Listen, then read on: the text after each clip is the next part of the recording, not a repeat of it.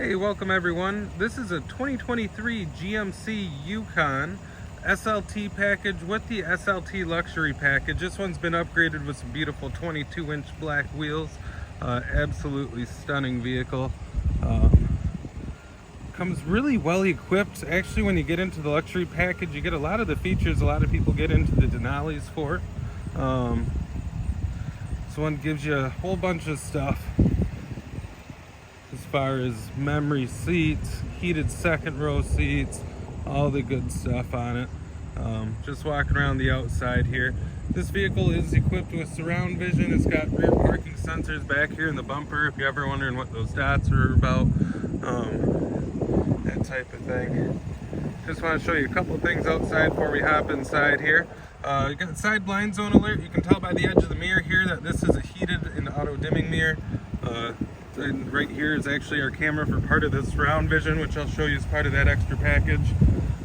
And of course up front here we have nice LED headlights. Again, have the parking sensors in the front bumper and LED fog lights.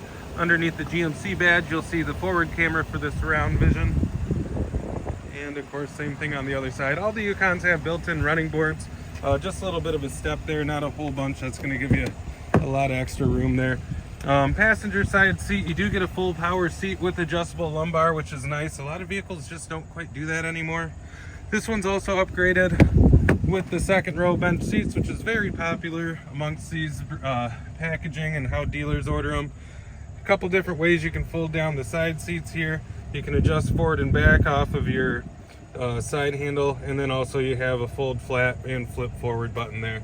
Now this vehicle is equipped with power release seats, which you can actually do from the back there and do it quite easy. Looking on the back of the center console here, you see I have my third climate zone. I can adjust separately. You don't have to bug the driver to adjust it or fight over who's hot or who's cold. Got the new USB-C charging outlets for faster charging. And then this square panel that you see right here is actually a household outlet that you can plug into as well. So as you can see, this has Bose sound. I'll just fold down this one from the side here. You can take a peek into the back seat. Back seat, you can really customize what type of room you're dealing with. Right now I have both these front seat, middle row seats all the way back. And you can see even with that front seat back, you get a lot of room. It's pretty adjustable. If I had someone in the third row, I'd be moving those up and no one would be complaining. With this black interior, you do get the smoke black wood look trim across the dash. Nice large screen there and onto digital gauges over there. We do have built-in wireless charging here, 2 of our climate zones, and you see I also can adjust right here with a quick push the rear climate zones as well. Here we have our little mystery storage, goes in there pretty deep. Not quite sure, I can just barely touch with my finger exactly everything you'd want to put in there, but it's a nice little hide spot for some extra stuff that you can use.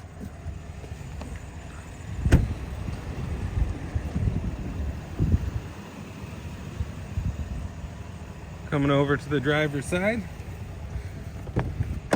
we have a nice array of options here. One of my favorites is the memory seats. You can hop in, have it remember your key if you and your spouse have different keys, or just have it that someone gets in and screws up your seats, you can redo it. This button right here is an easy exit seat. That is a programmable memory thing that you can actually set so your seat goes back to a certain place every time you shut off the car, or you can have it where you do it manually too. You can change just about everything in your options that you'd like here. Looking inside at the dash here, we have quite a few options for buttons here. Everybody probably knows how the push button 4-wheel drive shifts.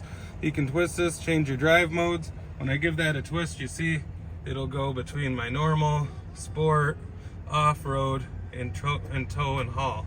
A lot of people will ask me, what the heck does that do? Well, mainly it changes how responsive your gas pedal is, how quickly when you mash that pedal down it actually goes to full throttle, how long it's holding your gears, whether it's shifting for fuel economy or keeping the engine more in its torque range, and it's also adjusting your traction control and stability control to be more or less aggressive depending which mode you're in. Now if you get into higher packages where they have adaptable suspension, that can make adjustments to that too.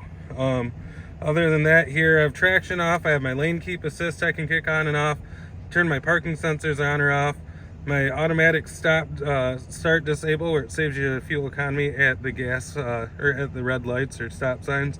And then my 360-degree camera button, so when I hit this, you can see I have all my camera views. Now right now I had my door open, so that side wasn't showing. Now you can see it well. Have my overhead view I can toggle on and off right here. Then right now I was last in drive, so it's looking at my my forward side. As I turn the wheel, you can see where the car is going to go. On the overhead view, you can even see where the inside of the car is going to swipe around as well, which makes it a bit easier for you. Now, as I go to my reverse, I'll get this screen here.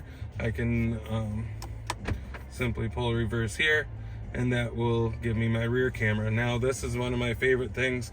You see the front will actually show me where that front wheel is going to track and where the back of the car is going to go.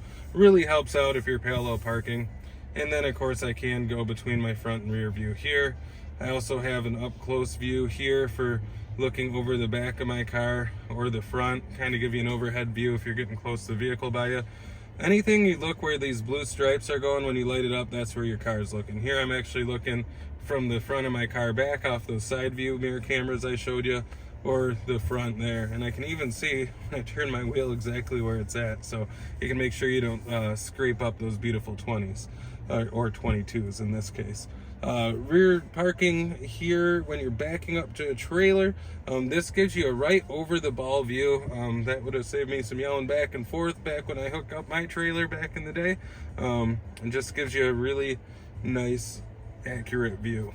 And then of course when you are in these different cameras, you see right now I have my guidelines. You can also change that to where you have a hitch view with tapping the trailer button there, or turn off your guidelines completely. So pretty neat stuff. And as I roll out in reverse, you can see that it's going to show there. When I pull into drive, here it's actually going to keep showing me the screen until I cross 5 miles an hour.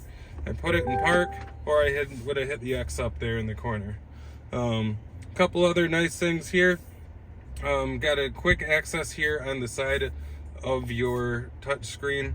Gives you a lot of nice information here, going between your maps, your radio, that type of thing, or between your Apple CarPlay too. So being based off GM's newer technology, this has Google built in, so you get all the Google Maps. You can set up to where you say, hey Google, do your voice commands, whether you want it to change your climate control, your radio, or any of that stuff. Here you can actually see it's going to give me traffic. You can see where there's traffic backed up.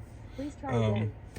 I didn't wait for the voice command there, so it just told me it wasn't going to do anything. So nice and easy. I'm listening to XM, and you can see it even gives me the album art on it, which is pretty neat. Again, I showed you these climate controls and wireless charging. Inside your middle console here, if we pan down to this, you see I have a little organizer I can pop out, get a ton of room in there to store a lot of stuff. I find it handy for a box of tissues when I get my kids in the back. I don't have a box of tissues rolling around the car, and they're always easy to reach, and then I keep my more useful stuff in the top as well. So coming back over to my steering wheel, pretty standard as far as GM steering wheels go. If you're familiar with how this will control your gauges, you have your Bluetooth buttons here, heated steering wheel button, forward collision alert, cruise controls over here. So pretty standard stuff. On the back side, I can adjust my volume on the right side or my presets on the other by pulling the two triggers there.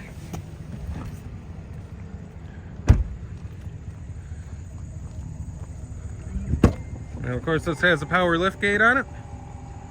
Coming up here, part of the extra features I have here are my full power folding seats. So you see I have my second row and my third row. Simply as easy as pressing a button to release the seat. Same thing on the other side. Right now I had that seat leaned back, so it came into contact there a bit. Now I don't need to worry, I can just lift it back up, and I can fold my second row seat here. Release that down, and you see it actually slides forward. If I popped it again, that would release it to go up. I just had some floor mats in the way there. So now I can go back down and fully fold this flat. And let's see here. Right there is my release for actually having the seat flip forward, which makes it a lot easier to get in and out of the car in that third row, especially if you have adult-sized passengers. A couple neat features in the third row. We have our high-speed USB charging ports on both sides. And then additionally up top here, you see I have a 3-point seat belt for my middle passenger. So the person stuck in that 7th seat isn't getting less safety by having a lap belt. They get a full-size belt, which is pretty neat. Of course, can power fold that back down off the key fob or off the button like I pressed. So this one here, the extras that we have are the 22-inch multi-spoke gloss black wheels. Then this had the SLT Luxury package I mentioned, so that gave me the HD surround vision I showed you on the backup camera.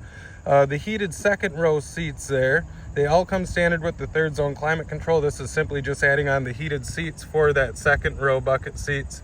You can see standard would be the bench. One of my ads down here is the power release bucket seats.